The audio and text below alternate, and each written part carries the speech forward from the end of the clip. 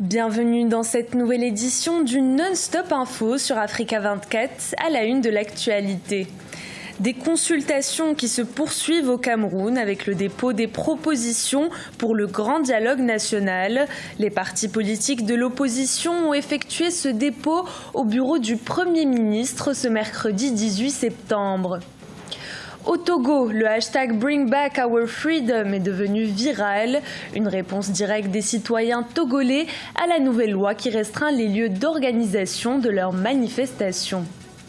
Et enfin, des banques islamiques qui enregistrent de bonnes performances pour l'exercice financier de l'année 2019, attirant ainsi des investissements à l'international.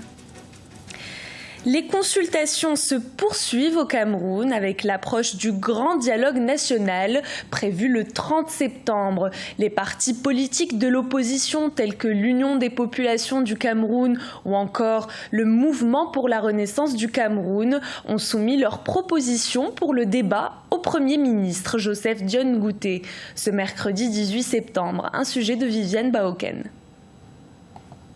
Les consultations, en prélude au dialogue national, se poursuivent dans les services du Premier ministre à Yaoundé. Ce 18 septembre 2019, ce sont les partis politiques qui ont présenté leurs propositions pour la résolution de ce dialogue. On a d'ailleurs vu les deux factions querellées du parti de l'Union des populations du Cameroun sur la table des propositions afin de participer à l'avenir du pays. Que l'UPC, dans le cadre de l'alliance avec le RDPC, sera un soutien pour le gouvernement parce que l'option du chef de l'État portant sur la sauvegarde de la souveraineté de notre pays est une option digne de la mémoire de nos pères fondateurs. Autre parti reçu en début de matinée ce 18 septembre, le Mouvement pour la renaissance du Cameroun MRC. Depuis le 17 septembre, ils ont signé un mémorandum pour la résolution de la crise anglophone, un document soumis à l'autorité et dans lequel les responsables du parti exigent la libération de leur leader Maurice Kamto avant l'ouverture des pourparlers. Nous avons des préalables, nous avons un certain nombre de propositions que nous avons faites et nous entendons que le Premier ministre qui est en charge de la conduite de ce dialogue prenne bien toutes les dispositions pour que le dialogue soit non seulement inclusif, mais qu'il soit aussi prospère. Depuis l'annonce par le président Paul Biya de la tenue d'un grand dialogue national, tous les acteurs de la vie de la nation ont été invités à la table des consultations. Cette première phase, qui s'achève le 27 septembre 2019, devrait permettre de recueillir toutes les attentes de toutes les composantes sociales du pays. Toujours dans l'actualité, après le décès de Béji Caïdé Sepsi, la Tunisie perd à nouveau l'un de ses anciens présidents. Zine El Abidine Ben Ali, homme politique qui a dirigé le pays de 1987 à 2011, est décédé ce jeudi 19 septembre à l'âge de 83 ans. Une information annoncée sur la page Facebook de son avocat Mounir Ben Salha est confirmée par le ministère des Affaires étrangères en Tunisie.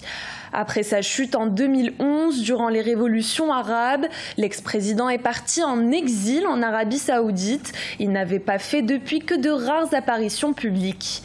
Sa maladie avait été confirmée le 13 septembre par son avocat. Le Soudan, pays en pleine phase de transition, a reçu le soutien de la France ce lundi 16 septembre. Le chef du Quai d'Orsay, Jean-Yves Le Drian, en déplacement à Khartoum, a annoncé une aide de 60 millions d'euros pour soutenir la transformation actuelle dans le pays. Il a également déclaré être en faveur du retrait du Soudan de la liste noire américaine des États qui soutiennent le terrorisme. Les précisions de Philomène Tine. La France plaide en faveur du retrait du Soudan de la liste noire américaine des États soutenant le terrorisme. Les États-Unis avaient accusé le Soudan de soutenir des groupes djihadistes et de violation des droits humains, notamment au Darfour. Depuis quelques mois, le pays est entré dans une période de transition avec un conseil souverain composé de civils et de militaires, des suites d'une forte pression populaire. Aujourd'hui, avec le changement de régime, le fait que les militaires prennent du retrait et que les civils sont un petit peu plus aux affaires, le Soudan devient intéressant pour toutes les nations influentes qui, d'une manière ou d'une autre, veulent peut-être profiter de possibilités d'intégrer le marché soudanais. Mais il faut quand même savoir que le Soudan, en Afrique, c'est pas n'importe quel pays. Alors que le nouveau gouvernement veut mobiliser dans l'immédiat environ 10 milliards de dollars pour relever une économie affectée par une pénurie de devises et une hausse de l'inflation, le Soudan tente donc de réintégrer le système financier international. Déjà, la France annonce une enveloppe de 16,5 millions de dollars pour soutenir les ambitions du nouvel exécutif. Et pour le Soudan, il est très important d'avoir comme ça l'approche de ces nations influentes. Le Soudan veut que les sanctions s'arrêtent. La France amène quand même 60 millions d'euros. C'est quand même beaucoup, mais c'est peu par rapport aux besoins de ce pays-là. Et ce pays-là a besoin d'investisseurs, a besoin d'argent, a besoin de faire redémarrer son économie. À l'heure de la reconstruction, le Soudan doit relever plusieurs défis. Il s'agit notamment de redresser une économie moribonde et conclure des accords de paix avec les groupes rebelles dans les zones de conflit, principalement des États du Darfour, du Kordofan Sud et du Nil Bleu. Le hashtag Bring Back Our Freedom, redonnez-nous notre liberté, lancé le 17 septembre, fait fureur sur les réseaux sociaux des Togolais. C'est en réponse à la nouvelle loi sur les manifestations publiques, votée le 7 août dernier, une loi qui restreint les lieux d'organisation de ces manifestations. Le hashtag est devenu viral, une façon d'amener le gouvernement togolais à faire marche arrière sur cette nouvelle loi. Reportage de notre correspondant Emefa Kofi. La campagne Bring Back Our Freedom en réponse à la nouvelle loi sur les manifestations pacifiques publiques votée à l'Assemblée nationale le 7 août 2019. Au Togo, les manifestations publiques pacifiques sont autorisées de 11h à 18h. La nouvelle loi restreint les lieux publics où celles-ci peuvent être organisées, ainsi que le nombre de manifestations par semaine. La liberté de manifester, elle est un droit inaliénable. Par conséquent, on ne doit pas la restreindre, on peut l'encadrer. Initiative citoyenne de la société civile, cette campagne de plaidoyer vient dénoncer les violations des droits fondamentaux de l'homme dans l'objectif de lever toute restriction faite à la liberté de manifester au Togo. C'est l'individu en soi-même qui se voit retirer un droit consacré par la Constitution. Et aujourd'hui, si on arrive à le faire comprendre aux Togolais pour qu'ils s'approprient la chose, on peut passer à une prochaine phase et le gouvernement pourra plus facilement prendre en compte les enjeux et les impératifs pour pouvoir faire marche arrière, bien évidemment. Pour le gouvernement, les raisons sécuritaires expliquent le vote de la loi sur les manifestations pacifiques publiques. Des raisons qui ne tiennent pas, selon nombre de citoyens togolais mobilisés pour la campagne Bring Back Our Freedom, qui veut dire « Rendez-nous notre liberté ». Les réseaux sociaux ainsi que les médias traditionnels sont les canaux de prédilection pour faire passer le message.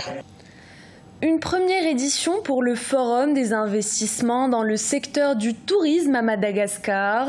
Wave Madagascar s'est tenu ce 17 et 18 septembre à Antananarivo, capitale malgache. La grande île veut faire du tourisme un pilier de son développement économique. Objectif, atteindre 800 000 visiteurs par an dans les 5 prochaines années. Un sujet de Fraterne Daciaye Sanga. Découvrir le potentiel du Madagascar, tel était le thème de la première édition du Wave Madagascar, Forum international des investissements dans le tourisme et les transports Malagasy, qui s'est tenu du 17 au 18 septembre 2019 à Antananarivo, la capitale du Madagascar. Pour le président de la République, il est grand temps d'exploiter le potentiel touristique de la grande île pour en faire un levier de développement. Madagascar a amorcé un virage à 180 degrés pour assurer son développement, sa croissance et son émergence. Et ce Forum international des investissements dans le tourisme et les transports, Wave Madagascar, est le premier jalon de cet essor touristique. Cet événement constitue un excellent moyen de réunir toutes les parties prenantes, nationales et internationales, et d'avancer avec confiance et avec détermination vers le développement touristique. Le Madagascar ambitionne à moyen terme de franchir le cap de 500 000 touristes étrangers pour atteindre au moins 800 000 touristes dans les 5 prochaines années en dynamisant le secteur des transports et des infrastructures. Alors, le secteur tourisme fait partie des secteurs dont on fait la promotion. Ça a été un secteur identifié où on peut créer le plus d'emplois à forte valeur ajoutée et en regardant l'avantage comparatif du pays. Donc on a mis en place une stratégie au sein de DBM pour faire venir les grands noms, les grands opérateurs de l'hôtellerie à Madagascar. Plus de 500 personnes ont participé au forum d'investissement dans le tourisme et les transports, dont les investisseurs et opérateurs nationaux et internationaux. Selon des experts, malgré le potentiel touristique que présente le Madagascar, ce secteur reste largement sous-exploité, une chose que le gouvernement s'engage à changer. Les banques islamiques africaines enregistrent de bonnes performances pour l'exercice financier de 2019. Selon l'agence américaine de notation Moody's, les émissions de Sukuk sont en pleine progression. Elles permettent de financer des institutions souveraines et financières soutenues par des investisseurs mondiaux. Marcel Farba-Maroun. Malgré une présence encore faible en Afrique, soit environ 1,5% du marché mondial, les activités financières islamiques ne cessent de croître sur le continent. Auparavant, seul leader sur le marché, les banques islamiques sont aujourd'hui en concurrence avec plusieurs fonds islamiques et autres institutions de microfinance. Dans un récent rapport, l'agence américaine Moody's révèle que les émissions de Sukuk continueront de croître pour financer les institutions souveraines et les institutions financières soutenues par la confiance croissante des investisseurs mondiaux dans les instruments islamiques. La grande population musulmane d'Afrique, qui principalement n'est pas bancarisée ou sous-desservie, continuera à servir de base solide sur laquelle les actifs bancaires islamiques et donc les revenus pourront croître rapidement. Selon les responsables de Moody's Investors Service, les performances des grands systèmes bancaires africains devraient rester robustes au cours des 12 à 18 prochains mois. Toutefois, les contraintes structurelles qui ont empêché les marchés de Sukuk de se développer encore plus rapidement persistent. C'est un outil de développement certain. De plus en plus, vous entendez parler du business halal. Tout part un peu de ce business-là halal qui est un monde économique plus vaste. Il faut que les musulmans comprennent qu'il ne s'agit pas de business entre musulmans ou pour musulmans, mais c'est un business avec une philosophie musulmane, mais qui s'intéresse en fait à toutes les économies, à tous les marchés. Dans le cadre d'une émission inaugurale en provenance du Maroc, les gouvernements marocains et nigérians ont respectivement émis 105 millions de dollars et 327 millions de dollars de Sukuk. Une transaction souscrite 3,6 fois. En avril 2019, l'Égypte a mis en place un comité de surveillance de la charia chargé de superviser l'émission de Sukuk. En République démocratique du Congo, des embouteillages sans fin entravent la bonne circulation dans la capitale. Pour répondre à cette problématique, le saut de mouton fait son entrée à Kinshasa. Cette infrastructure est d'actualité puisque 7 nouveaux sauts de mouton sont en construction dans le cadre du programme d'urgence lancé par le chef de l'État. Un sujet de Jacques Amboka. Embouteillage monstre sur les artères de Kinshasa avec la rentrée scolaire, c'est un casse-tête pour les automobilistes de la capitale. Initié par le chef de l'État dans le cadre de son programme d'urgence, les sauts de moutons sont présentés comme une piste de solution à cette situation. Cependant, ces chantiers en cours d'exécution continuent d'amplifier la mauvaise qualité du trafic. Avec les travaux de saut de mouton qu'on est en train de faire ces derniers temps à Kinshasa, et cela ne nous facilite pas la tâche parce que tu peux sortir avant et tu ne sauras pas arriver avant là où vous partez. Il y aura toujours des embouteillages. Et il y a plein d'embouteillages et on ne sait pas quand est-ce qu'il y aura le finissage des travaux. 7 sautes de moutons sont en cours de réalisation dans la capitale Kinshasa. L'exécution des travaux est jugée trop lente par la population. Le premier chantier lancé est celui du quartier Pompage dans la commune d'Engaliema. Ici, la fin des travaux est annoncée pour la fin du mois de septembre 2019. Le président de la République avait promis qu'au mois de septembre, on va livrer ces chantiers de saut de mouton de pompage. C'est ce qui se réalise. Là, ils sont en train de poser les poutres avant de poser les tabliers. Donc je pense que les travaux avancent. D'ici ce mois de septembre, avant la fin, on va pouvoir livrer ce chantier. Kinshasa fait face à un important déficit d'infrastructures routières. La capitale congolaise, une agglomération d'1 million d'habitants en 1970, elle en compte 12 millions à ces jours. Kinshasa a donc besoin d'un nouveau plan d'urbanisation selon certains experts. Pour d'autres, la remise en état des trains urbains est une nécessité. C'était le journal de la rédaction. Merci de votre fidélité. Dans un instant, une nouvelle édition de l'information sur Africa 24.